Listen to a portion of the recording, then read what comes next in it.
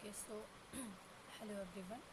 My name is Malik Arslan Nisar and I am a tutor for this course, Principles of Vibration Control. So, welcome to the second live interactive session of this course. Now, I shall be solving some standard sample problems during the session, which would be helpful for you to solve the weekly assignments and also help you to practice some concepts you have learned during the sessions. So with that, let me share my screen.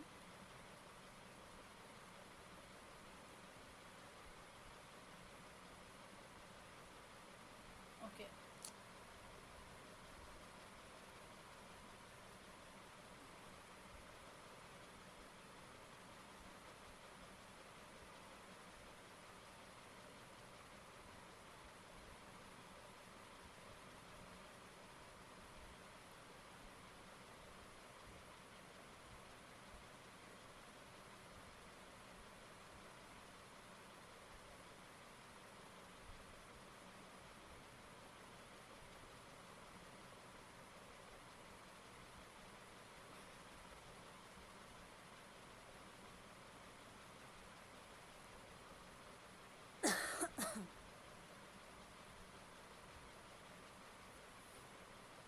Okay. So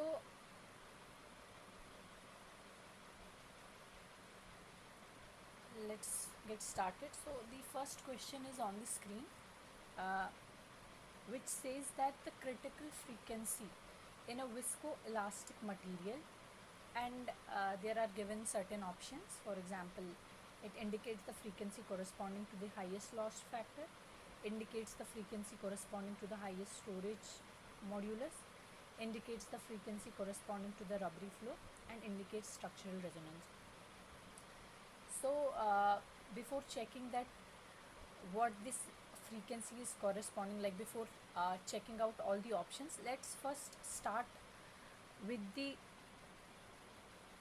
like, let us arrive to the formula of loss factor for a viscoelastic material so that we can check the whether the given options are correct or not. So we know, as you must have seen in the lectures also, that the generalized, okay, someone is in the waiting room. Okay.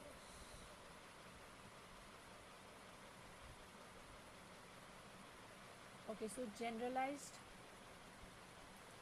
Hooke's law for the viscoelastic materials, we know that it can be written as A naught sigma plus A1 sigma dot plus A2 sigma double dot and so on is equal to B naught epsilon plus B1 epsilon, basically represents the strain here. So B1 epsilon dot, B2 epsilon double dot and so on. Now in order to what we do is that we are giving this stress profile as a harmonic profile, and corresponding to that, in the viscoelastic material we get a harmonic strain response. So we can say that sigma is basically equal to sigma naught e to the power j omega t, corresponding to which we will get a stress which we can write as epsilon naught e to the power j omega t. Now we can substitute the we can substitute these in the above equation. So we can write A naught sigma naught e to the power j omega t plus A1. So for sigma dot it will become sigma naught j omega into e to the power j omega t and so on. And similarly from this side also we can get B naught into epsilon naught e to the power j omega t. Okay, so let me just write it like this. Okay, and plus b1 epsilon dot will become epsilon naught j omega e to the power j omega t, and so on. Okay, so this you understand.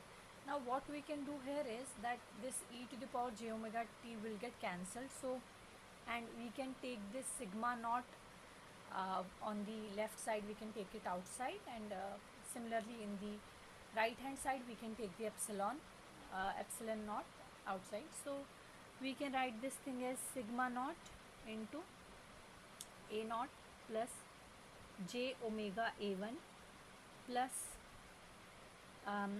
j omega square a2, so on. Okay, and similarly here also we can take this epsilon naught outside, and we can write b naught plus j omega b1 plus j omega square b2,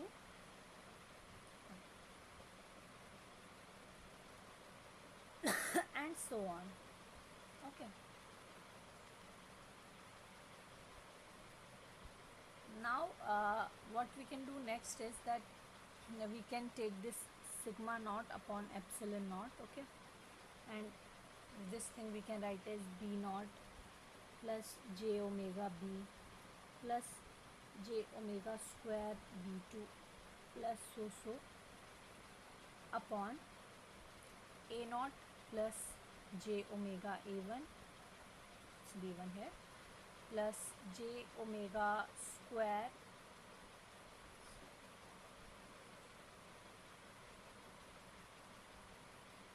j omega square b2, sorry, it should be a2, j omega square a2, and so on. Okay, now you can see that sigma naught upon epsilon naught, it is basically nothing but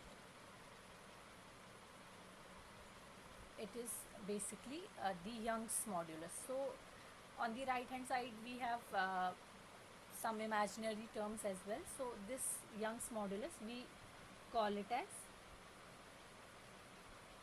complex Young's modulus.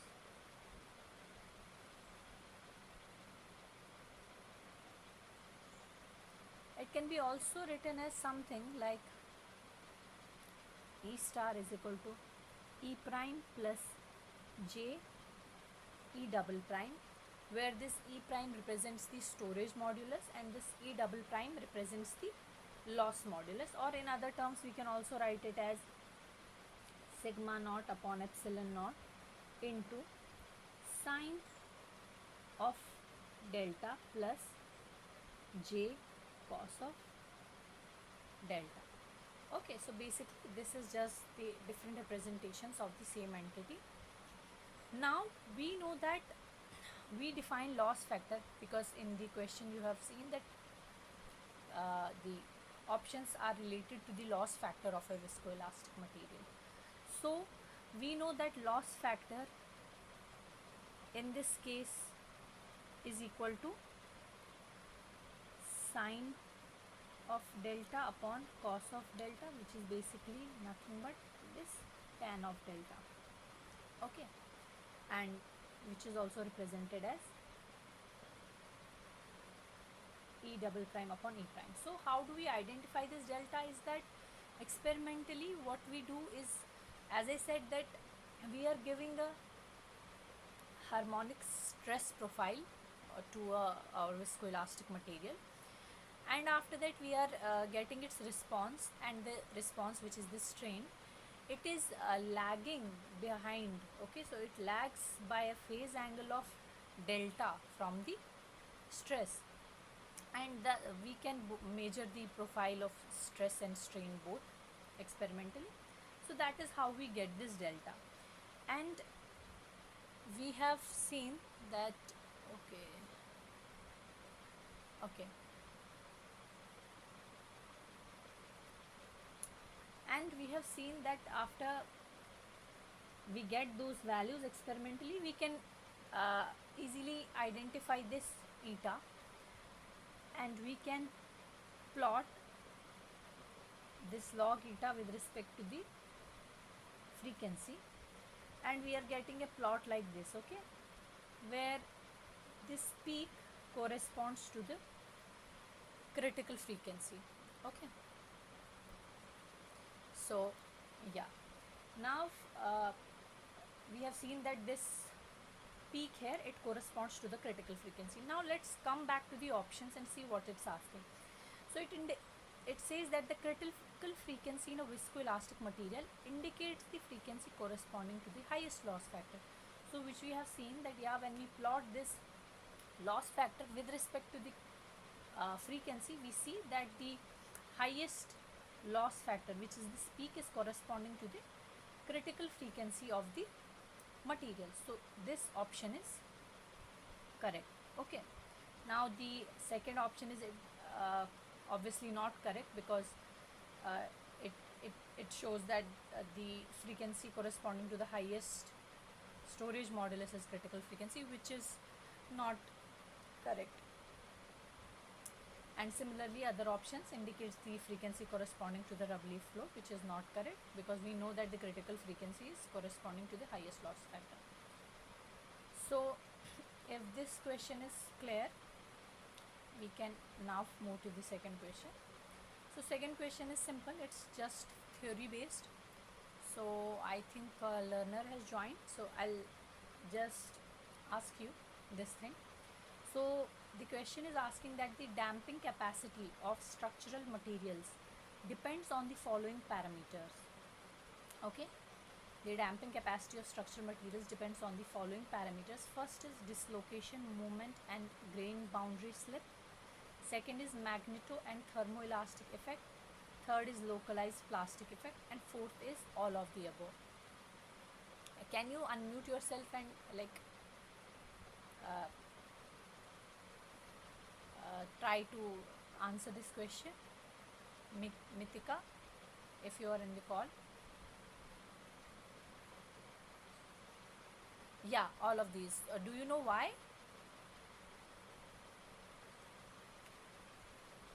Okay, okay, no problem. So let's go through these options. So basically, what happens is that in the structural materials, there are certain dislocations. Okay, so basically, in any crystal material, we have certain slip planes. Okay, and in those slip planes, there are certain dislocations which move, and their movement causes them to hit some obstacles inside when they are moving within these slip boundaries, and that collisions lead to some energy loss. Okay, so basically damping capacity is what? Damping is, in a sense, energy dissipation from the material, right? So when these dislocations move, there is certain energy loss. So yeah, it contributes to the damping capacity. And the grain boundary slip. So also we have seen that in higher metals we have these grain sort of things, right? uh, Now these grain boundaries, these are also basically, these grains are usually slipping against each other, which is known as, that phenomena is known as grain boundary slip. It also results in certain energy dissipation or energy loss. So basically the damping capacity depends on this. Okay, so this is correct. Now regarding the magneto and thermoelastic effect. So if we have a ferromagnetic element, we know that this ferromagnetic element, it consists of these domains which are known as magnetic domains. Okay, so at any point of time they can be randomly arranged, and when we apply a magnetic field, they all are aligned in the direction of magnetic field. So at any given moment they can be in different directions. Now uh, they are in different directions, but maybe in some certain portions there are these magnetic domains which are aligned, and due to which there is some local magnetic domain formed, and there is basically some energy loss from those domains. So this also contributes, in case of ferromagnetic elements, this also contributes to the damping capacity of the structural materials.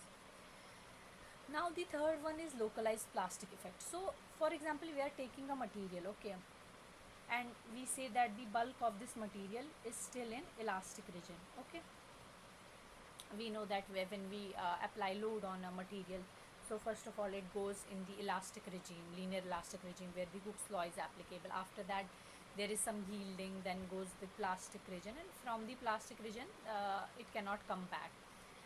So let's suppose that it in the bulk condition the whole material is elastic, but we are aware that inside any material, or we can say any structure, there are some regions where stress concentration is there, okay. For example, we have an I section bar, so we know, or something like this, we know that these are the regions where the stress concentration can be more if we are applying a force on this. So there are certain parts where this is stress concentration will be more. So similarly, when the stress concentration is more in some regions of the material, there the local plastic basically local plastic region happens. So plastic effect takes place, okay. So and due to that plasticity, what happens is that some energy is lost which cannot come back, because now it plastic deformation is permanent deformation, it cannot go back. So that localized plastic effect also releases some energy, so thus it also contributes to the damping capacity of the structure material. So the correct option here will be all of these. I hope this is clear. Is there any doubt, or should I move ahead?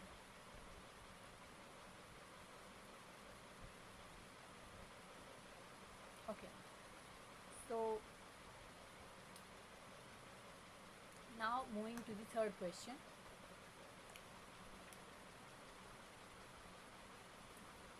Can you read this, Mikita, and tell me what option do you feel is correct?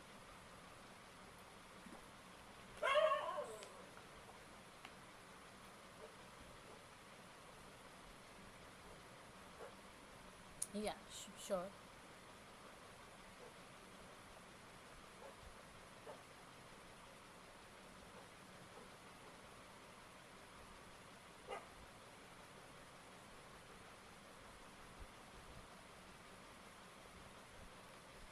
No, so see, basically, it's not air pressure. Whenever there are damped vibration, the amplitude result gradually decreases. It is because some amount of energy is always dissipated to overcome the friction, okay. Because there is certain kind of friction always present either in materials, or if we have, say, spring mass system which is on a surface, or any kind of vibrating system which is on a surface, so friction will be present there, and that friction offers a resistance to the motion. So whenever there is resistance to the motion, energy is lost or energy is dissipated. So uh, the, so friction is the correct option.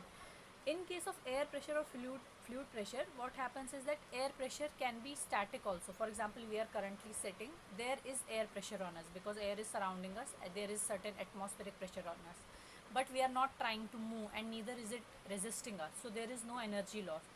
So frictional resistance is the correct option here, okay.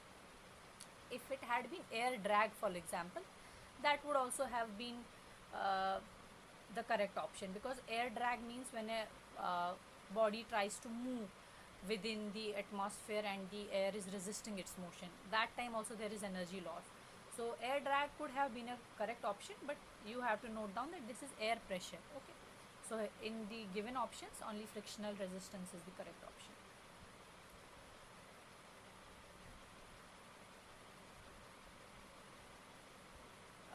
Why frictional resistance is the correct answer? Yeah, so see, what happens is that, for example, where a body is vibrating, so vibration is basically nothing but to and fro motion, right? So when a body is vibrating, uh, say for example on a surface, or uh, whenever it's vibrating, it has some parts, like basically there is some structure kind of thing which is for in which it is attached. So there is always some sort of friction acting, okay. So because of that friction, there will be a resistance to its motion and energy will be dissipated. Okay, so that is why frictional resistance is correct. And I said that air pressure is not correct because air pressure is something which is present whenever we are static also. For example, right now we are sitting, there is air pressure around us, the atmospheric pressure on us, but we are not trying to move and it's not trying to oppose our motion. So air pressure is not dissipating any energy. If we were trying to move through air, then air drag is there, which also prevents our motion. So had the fourth option been air drag, that would also have been the correct option. But since it's mentioned as air pressure, it is something static, it's not related to the motion, and so there is no energy dissipation. Okay, understood? Okay, so this is the correct option. Now so okay, what is not true, okay, regarding viscous damping? So basically, in viscous damping, the options, as you can see, is that the energy dissipated per cycle is proportional to the square of amplitude. Energy dissipation increases exponentially with the frequency. Energy dissipation increases linearly with the frequency. And proportional viscous damping is proportional to mass, stiffness, and stiffness matrix. So, do you know what the formula for energy dissipation in case of viscous damping is? Okay, so if you have gone through the lectures, if you have not gone, you can watch the lectures also. So basically, the energy dissipation in case of viscous damping, we have seen it in the previous live session. I have even derived it. So here I will just use the formula. So this dissipation energy is equal to pi c omega x square, where x refers to the amplitude of the motion. So first option is the energy dissipated per cycle is proportional to the square of amplitude, and we can see that yeah, it is true. So the first option is true. Okay, now energy dissipation increases exponentially with frequency. This thing is incorrect because you can see that frequency term is not in the form of exponent. Okay, it is as a linear term. So the correct option would have been the energy dissipation increases linearly with the frequency, but since it's exponentially, it is incorrect. The third option is energy dissipation increases linearly with the frequency, which is true. And the fourth option is proportional viscous damping is proportional to mass and stiffness matrix. So let's talk a little bit about this, because in lectures and I think in your syllabus it's not there, the proportional viscous damping. So proportional viscous damping, also known as Rayleigh damping,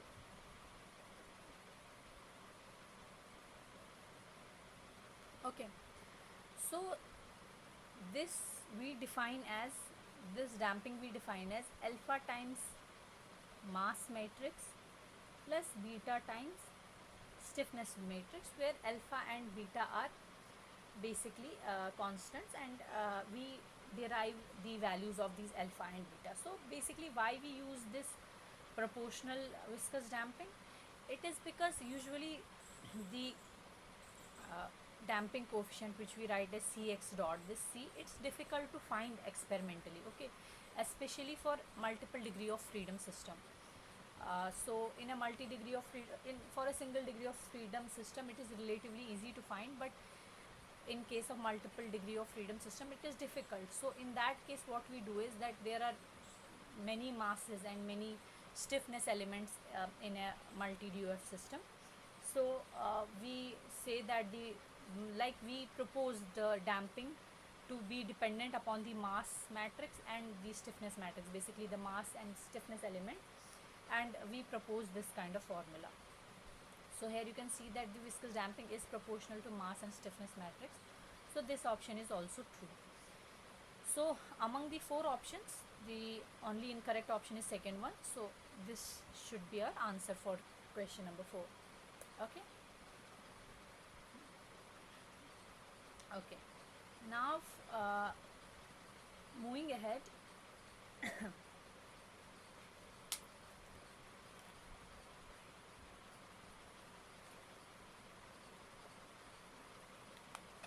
So the question here is, that the loss factor of a viscoelastic material is 0.7.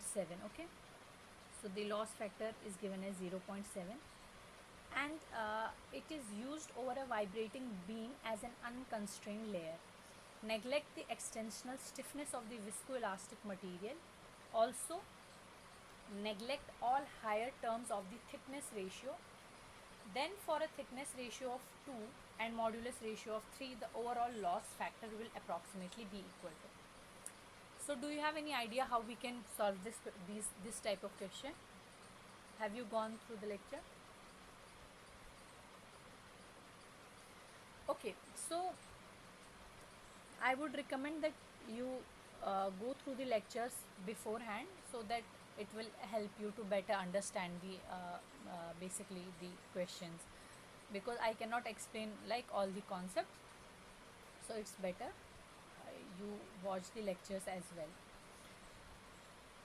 So basically uh, now we have different types of basically methods. We use these viscoelastic materials ultimately to reduce vibrations. Okay, you know that thing.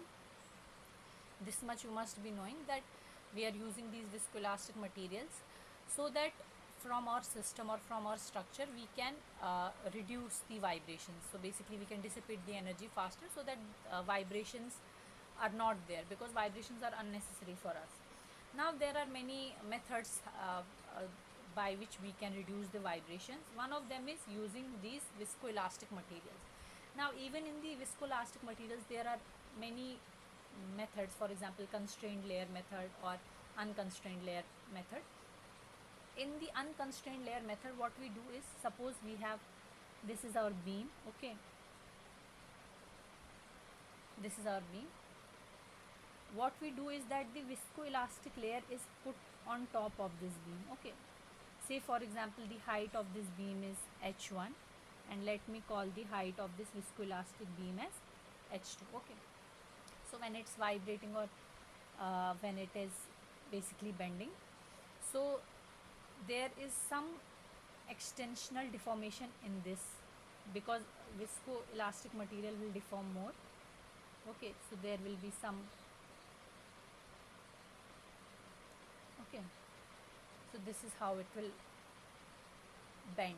Okay, and it dissipates energy in this process, and thereby it reduces the vibration. So now what this question is asking is that we have to assume, we have to neglect the extensional stiffness of the viscoelastic material. So basically for this viscoelastic material, when we model it, we don't have to consider stiffness. Okay, so we have to ignore K. We are just using the damping from this material. Now okay, now according to our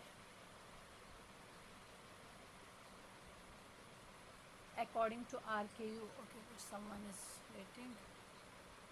Okay, according to RKU theory, which is basically the Ross-Kervin-Unger theory, the overall stiffness for this kind of unconstrained layer damping, in which the viscoelastic material layer is placed over either of the surfaces. It could have been this surface also, but I have showed it here. So it is given as viscoelastic loss factor of the viscoelastic material. Okay, so I will write it as eta E into EH 3 plus 6H plus 4H square upon 1 plus EH 3 plus 6H plus 4H square. So basically this formula comes from the RKU theory, which is not in your syllabus. Okay, it has not been provided here, and it's very complicated, so you just have to remember this formula here. Now here we can see that I have already told you that this this eta here refers to the loss factor of the viscoelastic material. Now we have two other terms, which is the small e and the capital E. So these are nothing but the small e is the modulus ratio. Okay, modulus ratio. So it is basically the modulus, the Young's modulus of the viscoelastic layer upon the Young's modulus of the original beam or original material which we have. Similarly, we have this H, which is known as basically the I don't remember the name what it is called, but it is height ratio. Basically it is a height ratio of these two layers. Okay, so for now I can write it as height ratio only. So this height ratio is basically again the height of the viscoelastic layer upon the height of the original material. Okay, now these things have been given to us. Okay, this E is given in the question as 3, and this thickness ratio, okay, thickness ratio it is called, it is given as 2. So this is basically, let me write it here, thickness ratio is 3 and modulus ratio is 2. Is it correct? No, modulus ratio is 3, sorry, modulus ratio is 3 and thickness ratio is 2. Now what we can do, in the question it has been mentioned that the higher order terms also have to be ignored. So we can simply write eta equals to 0.7 into, now this will become 3EH, then it will become 6EH square, then it will become H cube. So we will ignore the higher term, so we will just write it as 3EH upon, in the denominator also you can see, okay, this is like this, okay, no, sorry, this is just 1, okay. So this is 1 plus, now this will be 3EH, then it will be 6EH square, which we have to ignore the higher order terms, and then it will be again H cube, that we also have to ignore. So it will be 0.7 into 3 into 3 into 2 upon 1 plus 3 into 3 into 2. Can you solve this and tell me what you are getting? If you have a calculator or even your mobile phone, you can use. Give me the value of this eta.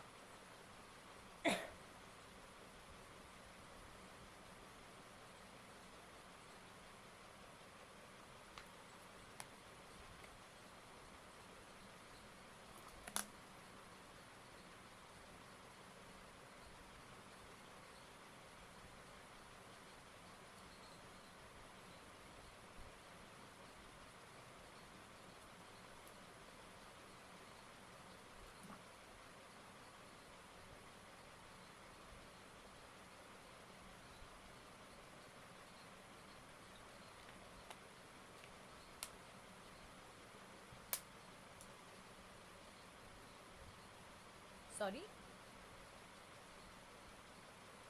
yeah, it will be 12.6 upon 19, which you solve, it comes approximately 0.66 something. So in the options you can see the closer one is 0.6, so this is the correct option. Okay,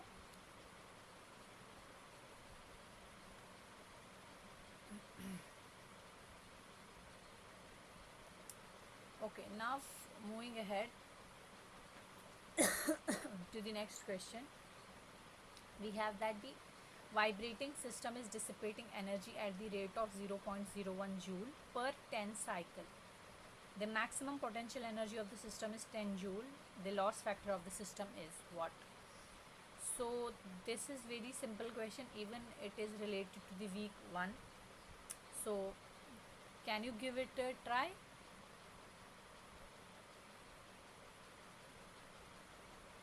Let me give you 2 minutes so you can try this question and tell me what the answer is. Yeah.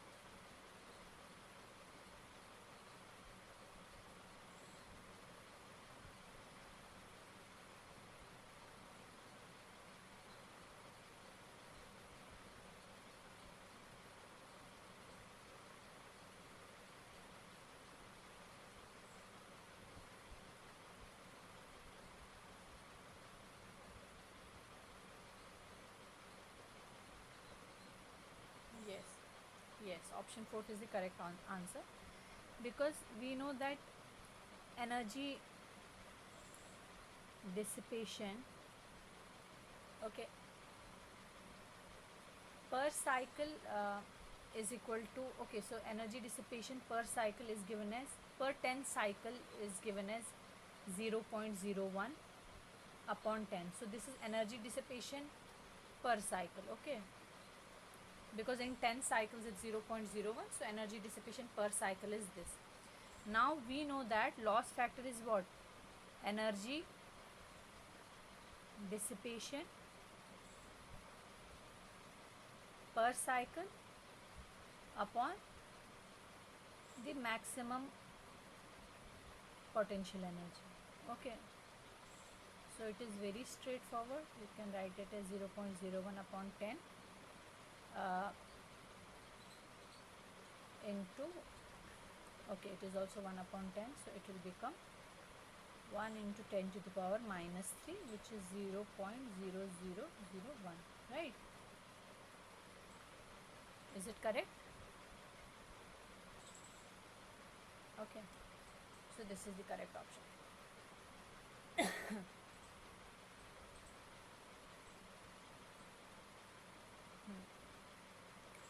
Okay, so moving on to next question. We have to derive the parameters for the standard linear solid model in terms of generalized viscoelastic equation. So have you gone through this lecture? Because this derivation has been done in the class also, okay. So okay, if you have not gone through it, let me just do it now. So the question is asking that we have to derive the parameters for standard linear solid model in terms of generalized viscoelastic equation. So we know that there are various methods of modeling the viscoelastic materials. If you watch the lectures, you can say that first model is the Kelvin-Voigt model, okay, which is like we are giving keeping a spring and the damper in parallel. Then next type of model is Maxwell's model, in which the spring and the damper element are in parallel, okay. Now basically let me just write it. So first we have Kelvin-Voigt model, then we have Maxwell model. So all of these are 2 parameter models, okay. 2 parameter in a sense that we have only 2 parameters, a spring with some stiffness or Young's modulus you can say, and the damping with loss factor or damping coefficient you can say. So in the Kelvin-Voigt model, what we do is we model it as a parallel spring and damper, and in Maxwell's model we model it as a series spring and damper, okay. So these are 2 parameter model. Now each of these have their own pros and each of these have their own disadvantages or limitations. So we then move to 3 parameter models, okay. In 3 parameter models also we have different kind of models, Zener, anti-Zener models. Now one of the 3 parameter model is the standard linear solid, okay, SLS model, in which we model it as with 2 springs and a damper. So basically what we are doing here is spring, we model the viscoelastic material like this, okay. We have a spring element, then we have again this Maxwell's arm, okay. So we can call it as Maxwell's arm. So this is how we are modeling the viscoelastic material. Now here also it is asking that we have to derive the parameters of standard linear model in terms of the generalized viscoelastic material. So the generalized Hooke's law, okay, for the viscoelastic material, generalized Hooke's law as we have seen is a naught sigma plus a1 sigma dot plus a2 sigma double dot and so on, which is equal to b naught b naught epsilon plus b1 epsilon dot plus b2 epsilon double dot and so on. So this is the generalized Hooke's law. For a linear viscoelastic material, this a naught, a1, a2, b naught, b1, b2 and so on, these all will be constants, okay, in case of a linear viscoelastic material. Now here it is not mentioned whether it's linear or what, but we have to just identify it for this SLS model, okay. Now what we can do is, if you look at this, let's say the overall stress here is sigma and the strain is epsilon, okay. Now one thing here we know is that since this is a parallel combination, here the strain will remain equal, because in the parallel combination it will equally stretch, so the strain will be constant in the upper arm and the lower branch also, okay, but the stress will distribute here. So this sigma, we can say sigma will be sigma 1 plus sigma 2, okay. So we say that sigma 1 is here, sigma 2 is here, okay. We can call sigma 1 and epsilon 1, and here also it is sigma 2 and then epsilon 2, but we have two more elements here, which is the spring and the damper. So it was sigma 1, sorry, we can write it as sigma 2 1, okay, sigma 2 1 epsilon 2 1, and here we can write it as sigma 2 2 epsilon 2 2, okay. Now this sigma, this whole sigma is what? Sigma 1 plus sigma 2, which I have written as equation 1. Then you can see that epsilon is equal to epsilon 1 is equal to epsilon 2, okay. So the strain will be equal in the second branch also, in the first also, and this epsilon is epsilon 2, so it is, this epsilon 2 can be written as epsilon 2 1 plus epsilon 2 2, okay. So this will be our equation 3. Let's call this one 2. Now coming to this Maxwell's arm, okay. If you look at this spring, here sigma 2 1 is our stress and epsilon 2 1 is our strain. So what is the Hooke's law here? We know stress is equal to Young's modulus into strain. So sigma 2 1 is equal to E2, okay, let's call the Young's modulus here as E2 into epsilon 2 1, okay. This is our equation 4. Similarly, sigma 2 2 for damper, like in spring we know that this is a standard derived formula, that stress is equal to strain into Young's modulus, and in case of damper, stress is equal to strain rate into loss factor or eta. So we can write it as eta into epsilon 2 to double dot, okay. So this is our fifth equation.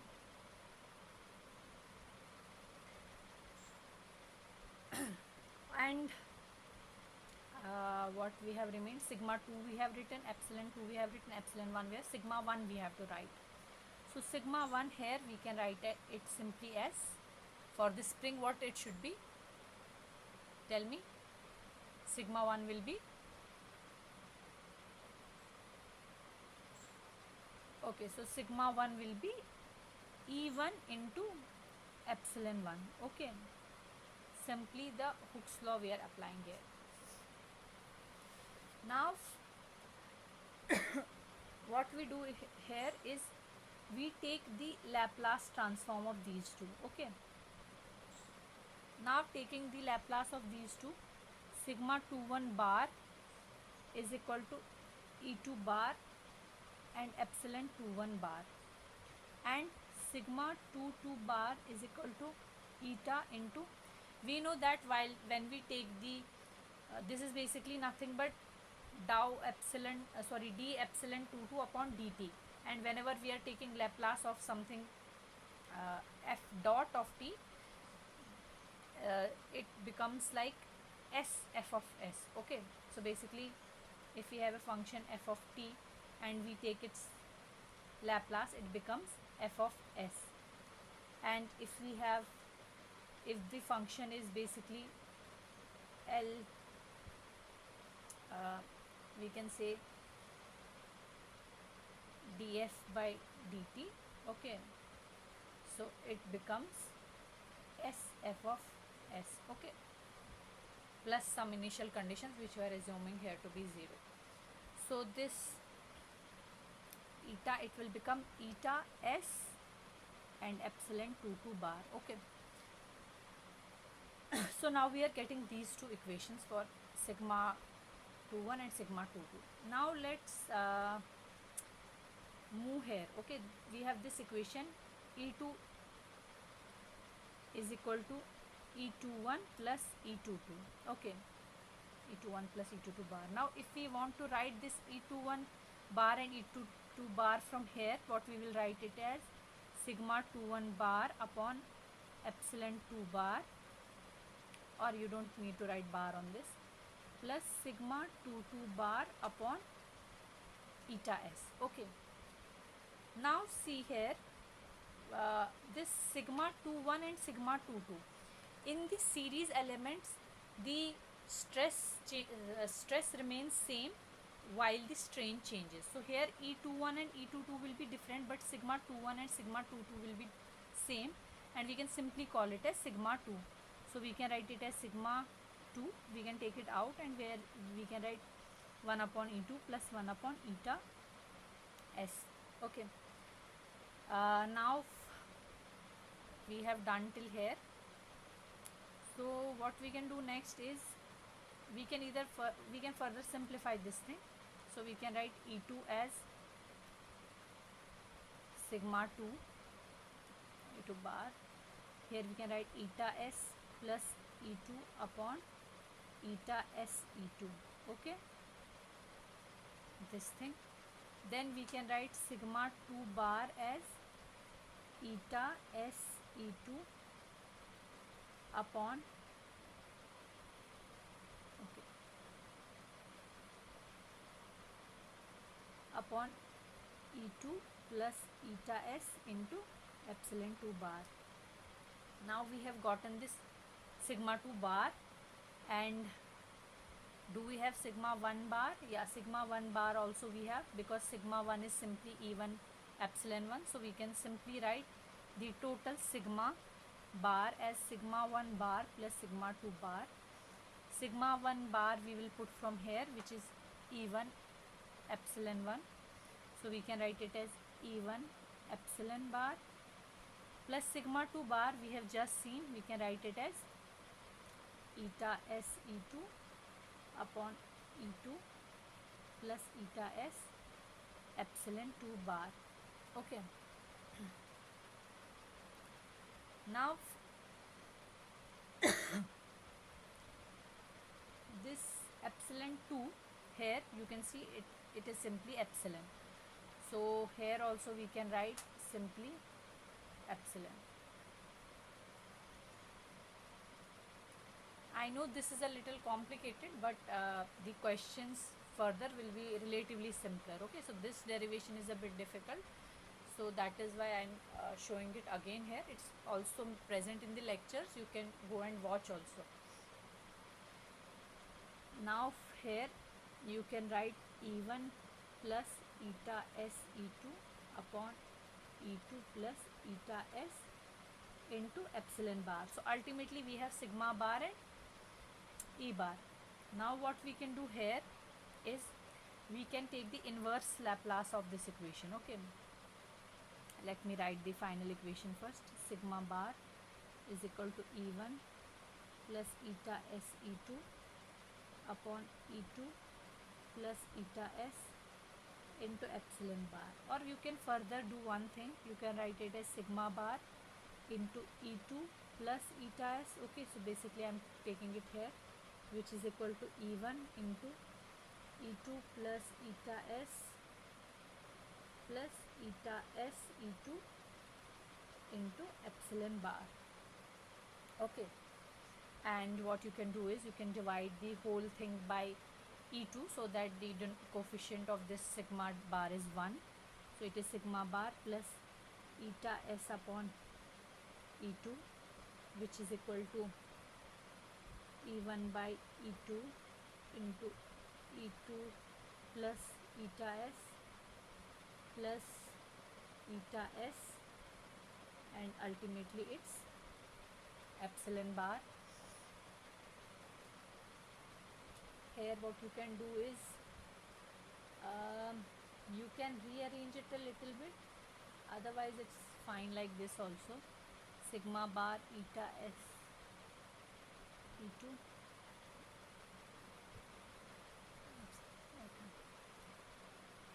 E1 plus eta s by E2. Okay. Okay, so this we have divided here, here, here. Okay, E1 this.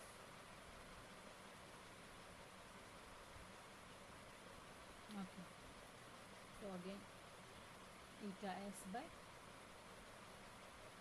E2.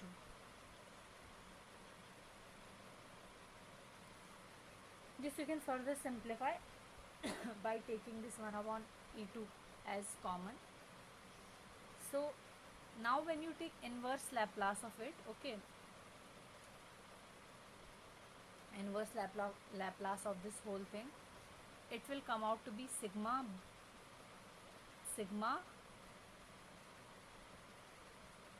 plus this s here implies that it will be, oh sorry, there is a sigma also multiplied with it, right? So this will become s sigma implies that it has to become sigma dot, so it will be eta by E2 into sigma dot. Similarly here you can see this is E1 epsilon bar, so it will become E1 epsilon. Then this here is I think, okay, this is E1 E2, here there has to be a E1 also. Okay, now here when you multiply it, it will become E1 plus 1. Okay, have I missed something? Okay, this is not there. I have already divided this thing by E2, this thing by E2, this thing by E2, and this thing by E2, so here it won't be there. So it will be basically this term will be eta s into E1 plus E2 upon E2. Okay, so here also you can see that it will become E1 plus E2 upon E2. Okay, now inverse Laplace of eta s will be what? Eta, then s epsilon bar will be epsilon dot. Okay, so this will be our final equation. Now if you compare it with the generalized Hooke's law, let me get it here. Okay, so this generalized Hooke's law, we are copying this. Okay, okay, okay, and we will paste it here. Okay, just for you to see. So see here, a naught is equal to comparing. Okay, comparing this with above, you can see that a naught is equal to 1. Okay, then we have a1 is equal to eta by E2. Okay, then a2, a3, these terms are not there, so we will not go there. Then we can see from here that with epsilon we have b naught, so b naught is equal to E1, and what is this? Basically b1 here is equal to eta times E1 plus E2 upon E2, right? Okay, this is this term with epsilon dot. Okay, now these higher order terms will go away, we don't need them here also. So basically this is how we get the coefficients for this. Okay, understood? If there is any doubt you can ask, else this derivation is mentioned in the lecture also, except the inverse Laplace transform. This has to be done by yourself, but I have shown you here also, and later on you can use the notes for reference as well.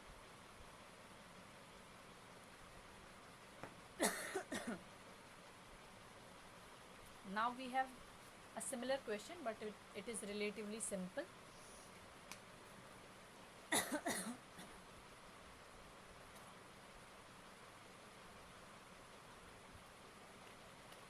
Now it is asking us what is the correct set of parameters for Kelvin-Voigt model. So as I said that the Kelvin-Voigt model is simply a spring, okay, and here we have a damper, right? So this is a spring damper. For example, we are applying stress sigma and epsilon E. Okay. So do you want to give this question a try? Because this is much simpler than what we just did. You have to do it in the same way as I showed, that you have to divide this stress into sigma 1 and sigma 2. Strain will remain same, and then there are only 2 or 3 equations. So take a minute or two and give it a try. Okay, then we can discuss. Okay, there is some guest also.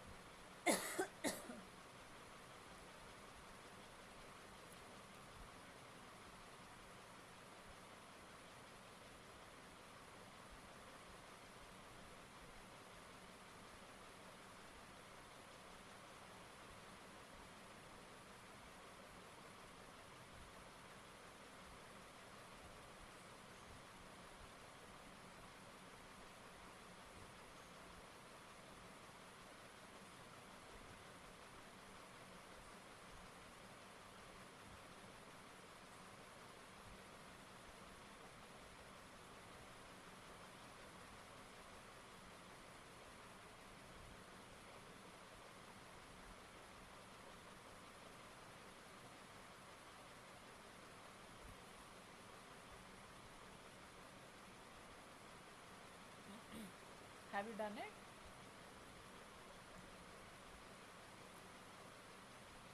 Or are you still doing it?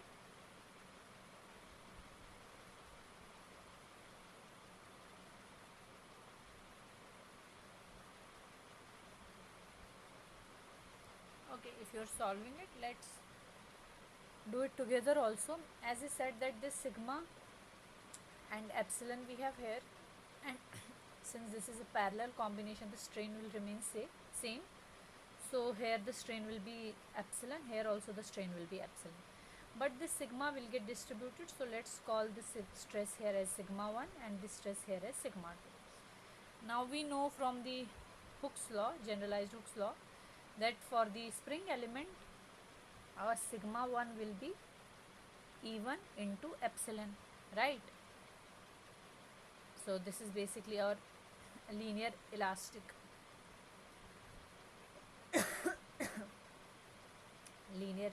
elastic spring. Now here you can see sigma 2 will be what? Equal to eta into epsilon dot. Okay. Now ultimately our total this strain, it will be equal to E1, which is equal to E2. Okay, we have seen it is same, but this sigma total will be sigma 1 plus sigma 2. Now sigma 1 we have seen as E1 epsilon and sigma 2 is eta epsilon dot. Okay, so this is our final equation. Now comparing it with the generalized Hooke's law, what is our A naught? I think I had just, yeah, let me put it here. We just have seen it. So here also you can see that we don't have any higher order terms, so this will go away, this will go away, this will also go away because we do not have any sigma dot. So or we can write A naught here is equal to 1. Okay, comparing these two, A1 is equal to, what will A1 be? A1 will be 0. Okay, then here you can see with epsilon we have E1, so B naught is E1, right? And with this epsilon dot we have B1, so our B1 is equal to eta. Now this combination, do you find it in any of the options? So A naught is equal to 1, then A1 is equal to 0. Okay, A naught 1, A1 0, then E and eta. So I think option C is the correct. A naught we have 1, A1 we have 0, B naught we have E, and B1 we have equal to eta. So this option C is our correct option. Is this clear?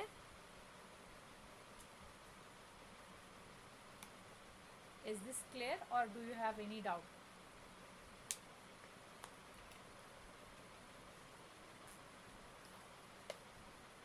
Are you guys still in the meeting?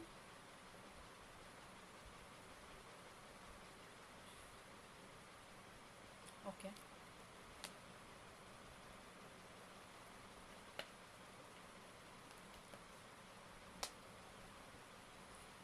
Okay.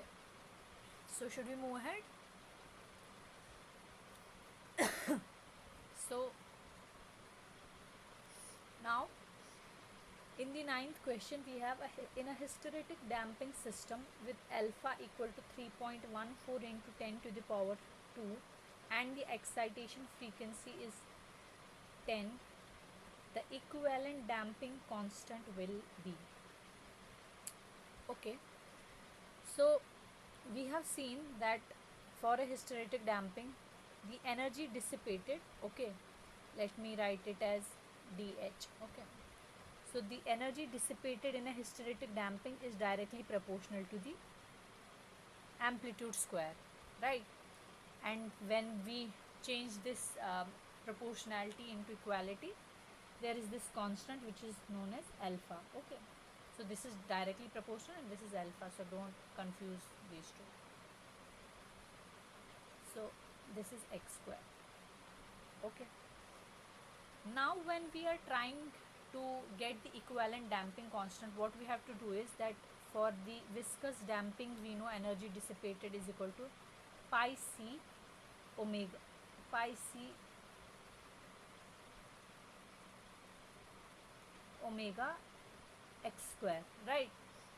Now when we are equating these two, so we will get the equivalent damping constant, so I can write it as pi c equivalent omega into x square is equal to alpha x square. Okay,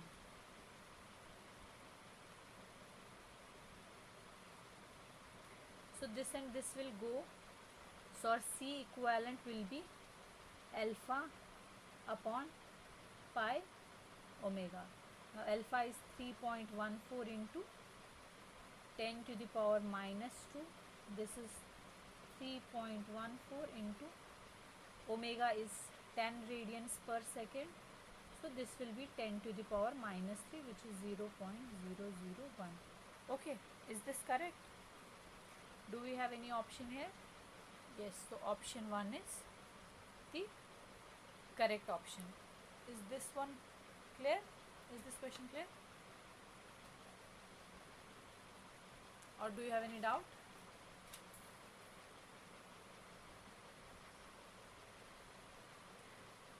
Should we move to the last question?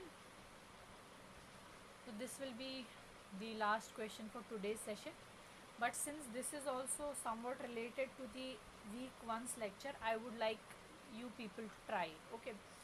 So in a Coulomb friction model, we have an excitation frequency of 7 radian per second, a displacement amplitude of 1 mm, and an excitation force amplitude of 44 Newton. So basically our Fc is 44 Newton. Our displacement amplitude, which is delta x, that is given as 1 meter, and we have to find the equivalent damping coefficient. Okay, so you know for a for a Coulomb friction damping, how do we get the energy dissipated? Here this thing is given as Fc is equal to 44 Newton. Okay, and this amplitude x, it is given as 1 meter. So we know that energy dissipated in this case is equal to the area, so which is 2 Fc into 2x, okay, which is equal to 4 Fc into amplitude, which is equal to 4 into 44 into 1.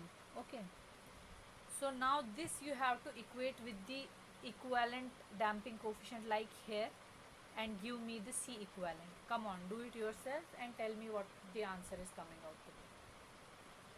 This is simple and I am not going to do this one, you have to do it. Tell me the value of C equivalent.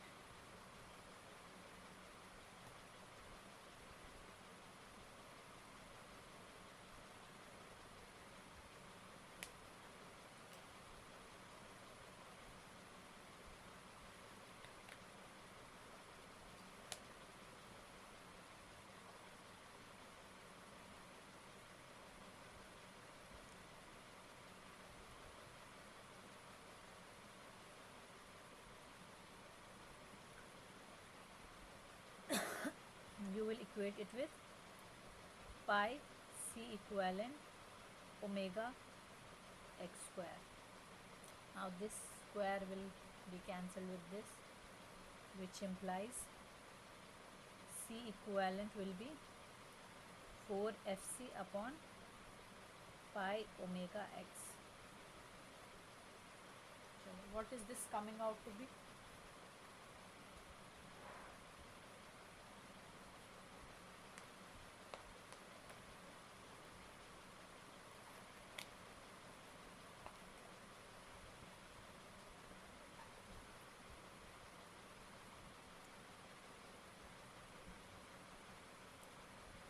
Have you done it? Yeah, it is coming out to be approximately 8 or exactly 8, I guess. So it is 4 into 44 upon 3.14 into 7 into 1. So it is coming out to be 8 Newton second per meter. So this is the correct option, which is the fourth option. Okay. So this was the last question of this session. If you have any doubts, you can ask me now, or if you have any suggestions, or if you want to, apart from the old assignments, if you want to solve some more standard problems from some reference book, I can include them in the upcoming lectures, but it's up to your like interest. I don't want to overload you, so depends on whatever you people want. So is it fine. If you don't have any doubts, or if you don't have anything to say, then we can end today's session, and I'll see you in the next one. Okay. Okay, so I am ending this session. I have a good day. Thank you.